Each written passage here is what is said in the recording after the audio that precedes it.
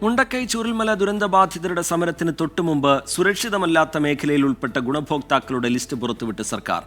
ഈ ലിസ്റ്റിലും അപാകതയുണ്ട് എന്ന ആരോപണം ഉയർന്നിട്ടുണ്ട്. അതേസമയം കേന്ദ്ര അവഗണനയ്ക്കെതിരെ LDF നാളെ ഡൽഹിയിൽ പ്രതിഷേധം നടത്തും.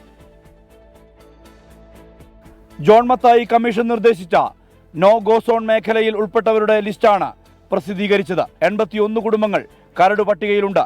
10ാം വാർഡിൽ ഉൾപ്പെട്ടത് 42 കുടുംബങ്ങൾ, 11ാം വാർഡിൽ 29, 12ാം വാർഡിൽ 10 കുടുംബങ്ങൾ. 10 ദിവസത്തിനകം ആക്ഷേപങ്ങൾ ഉന്നയിക്കാൻ അവസരമുണ്ട്. ഈ ലിസ്റ്റിലും വ്യാപകമായ പരാതികൾ ഉയർന്നിട്ടുണ്ട്. ഞങ്ങൾക്ക് ജീവിക്കാൻ വീട് കിട്ടണം. വീടില്ലാതെ ഞങ്ങൾക്ക് ജീവിക്കാൻ പറ്റില്ല. കാരണം ഞങ്ങൾക്ക് മുണ്ടക്കൈക്ക് ഇനി പോകാൻ പറ്റൂല. ഇനി അവിടെ ഉരുള് പൊട്ടില്ല എന്ന് പറയാൻ ഈ ജോൺ മത്തായി ഒടേതമ്പുരാനൊന്നും അല്ലല്ലോ. സർക്കാർ ഇങ്ങനെയൊക്കെ നീട്ടിക്കൊണ്ടുപോവുകയാണെങ്കിൽ ഞങ്ങളെ പ്രോപ്പർട്ടിയിൽ തന്നെ ഞങ്ങൾക്കൊരു വീട് വെച്ച് തരുന്നതാണ് ഇതിലും നല്ലത്. ലിസ്റ്റിൽ ഉൾപ്പെടാത്തവർ ഉണ്ടെങ്കിൽ പരാതികൾ പരിശോധിക്കുമെന്ന് റവന്യൂ മന്ത്രി കെ രാജൻ. ആർക്കെങ്കിലും പരാതി ഉണ്ടെങ്കിൽ പരാതിയെ സംബന്ധിച്ച് ഏറ്റവും സുതാര്യമായ പരിശോധന നടത്തും. ഈ മാനദണ്ഡങ്ങളിൽപ്പെട്ട ഒരു ദുരന്തബാധിതനെയും ഒഴിവാക്കപ്പെടില്ല ഒരു ലിസ്റ്റിൽ നിന്ന്. ദുരന്തവുമായി ബന്ധപ്പെട്ട് കേന്ദ്ര സർക്കാരിന്റെ അവഗണനയിൽ പ്രതിഷേധിച്ച് LDF നാളെ രാപ്പകൽ സമരം ഡൽഹിയിൽ നടത്തും. കേന്ദ്ര ഗവൺമെന്റിന്റെ രാഷ്ട്രീയ വിവേചനത്തിൽ പ്രതിഷേധിച്ചുകൊണ്ടുള്ള പ്രക്ഷോഭമാണ്.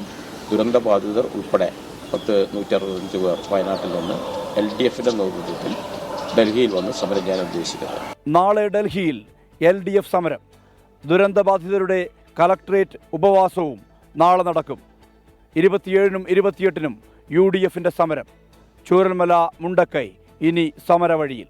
സുർജിത് അയ്യപ്പത്ത്, 24 വയനാട്.